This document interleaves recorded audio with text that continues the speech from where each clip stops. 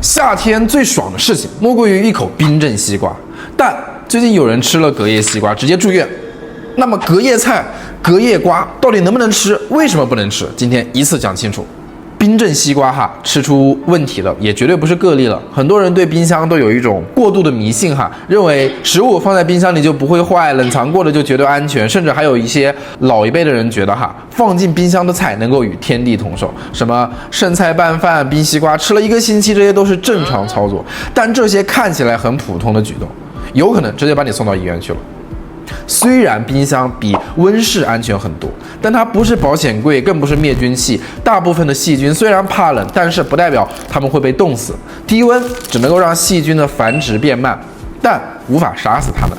比如李斯特菌，0到4度照样繁殖，甚至在零下20度还能活1年。还有沙门氏菌、大肠杆菌，冷藏也照样能够存活。对于年轻人来说可能觉得偶尔拉个肚子、发个烧不算什么，但是对于孕妇老年人小朋友这些免疫力比较弱的人群来说，严重的话很有可能会引发脑膜炎、败血症，甚至危及生命。虽然这种感染几率不高，但一旦中招，死亡率高达25%。是不是听着就有点背后发凉的感觉？不过好消息是，像李斯特菌这种细菌耐冷不耐热，所以能够加热的食物一定不要偷懒，要充分的去加热，把冷藏的食物加热到70度以上，持续5分钟，基本上就可以杀死绝大多数的细菌。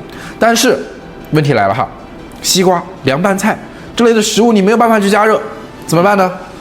西瓜、凉拌菜这类食物放进冰箱的时候要及时盖上保鲜膜，建议不要把用嘴啃剩的西瓜直接放到冰箱里面。还有吃西瓜前也要切掉西瓜的表层，不要觉得冰箱里面很干净，它其实可能是细菌的培养皿。要记得定期正确的清洁冰箱，每个月至少深度的去清洁1次，温度呢要调到4度以下，而且生熟食品要分开放。